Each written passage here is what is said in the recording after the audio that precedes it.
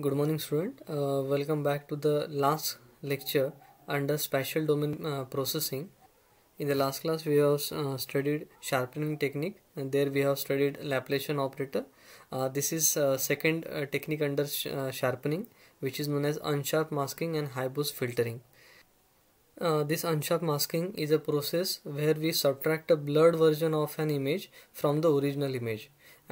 We get a blurred version of an image when we apply an averaging filter.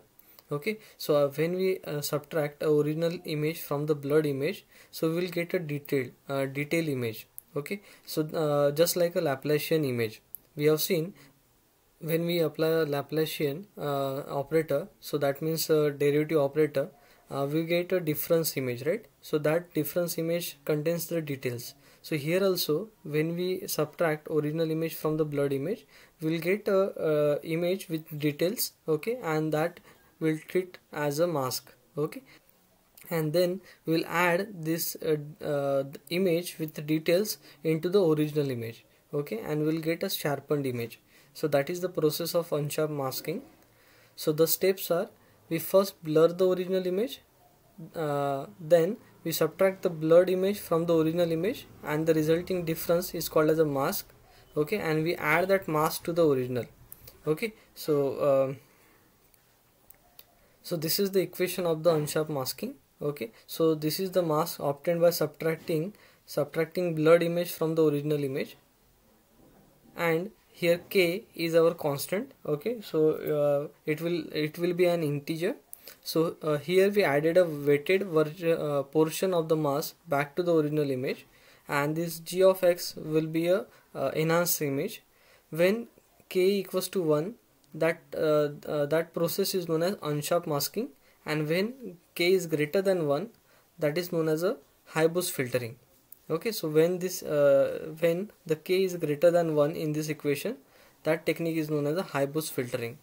So generalization of unsharp masking is known as a high boost filtering. So let us revise this concept. So it is very simple and very short topic.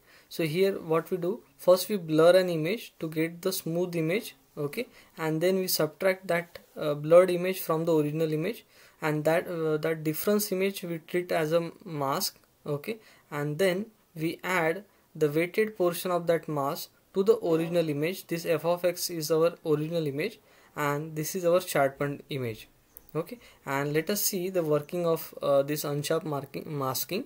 So here we have 1D illustration of mechanics of unsharp masking, okay. So this is the intensity profile of one's scan line, okay. So here we have transition from the dark to the bright region of the image, okay. So this is a intensity ramp, okay. So this is our original signal, and this is the signal obtained after applying averaging filter.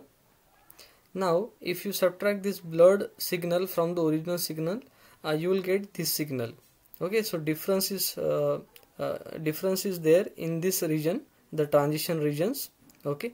And when we add this difference in the original signal, you will get this sharpened signal, okay. So the transitions points will get sharpened by adding this difference, okay. So this is the working of unsharp masking.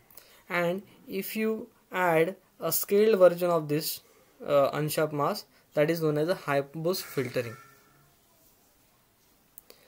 And these are the masks that is used for high boost filtering. It is just like a Laplacian filters, okay. So just remember, here we have center as positive, and this a will be greater than or equals to 1. If a equals to 1, that will be a unsharp masking. If a is greater than 2, then it will be a high boost filtering. So in this way we have completed our part 1 of unit 2, which is related to the spatial domain filtering. So then in the next class we start with the frequency domain filtering. So let me show you the syllabus.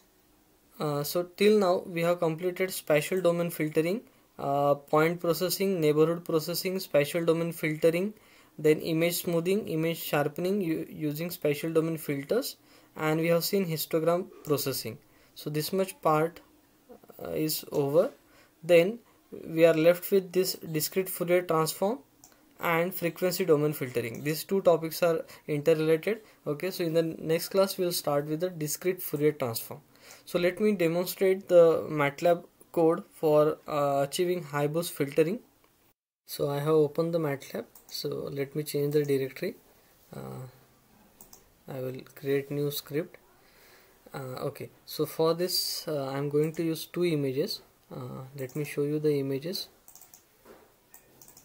We are going to use same blurry image of a moon. We will try to sharpen this image, and I am going to use one more, this DIP XC text. So if you zoom in, this is very blurred image. Okay, so we will try to sharp this image also. So I will read image, first moon image, and we know the mask of high boost filtering. Okay, so we have minus in the neighborhood. Okay, I will keep a equals to 1. Okay, so I will apply unsharp masking. So we know the syntax of creating 2D array.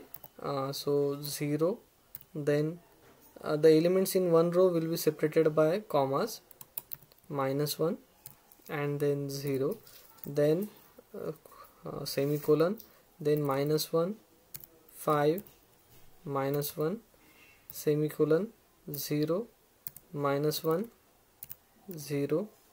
Okay, so our mask is ready.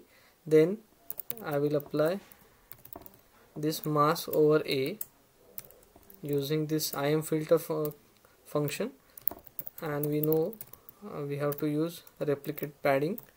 Okay, so we'll get that result in image B. Okay, so let me show that image side by side. I am show pair A comma B and montage. Okay, so let us run this much code. So let's say sharp, already I have that, unsharp, no, _2. Okay, so let us run this much code.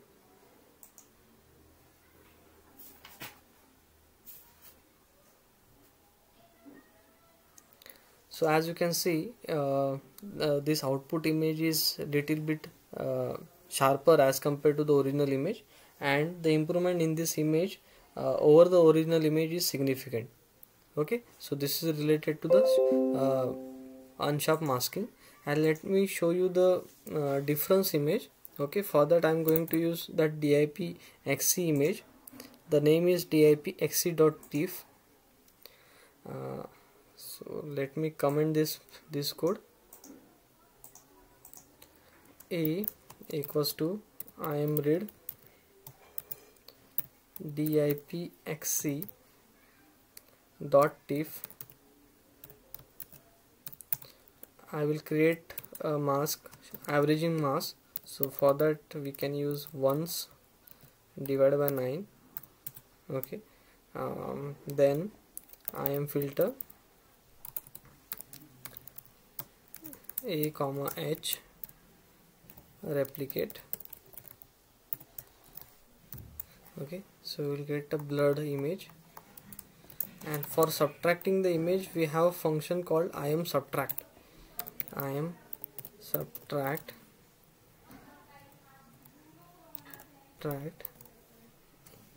A comma B. Okay, and this will be our mask, right? And let me show you the mask and original image side by side. Original image is in say A, and okay, as you can see it is like a Laplacian image. Okay, so if I change this image by moon image, you will recall that Laplacian image. Yes.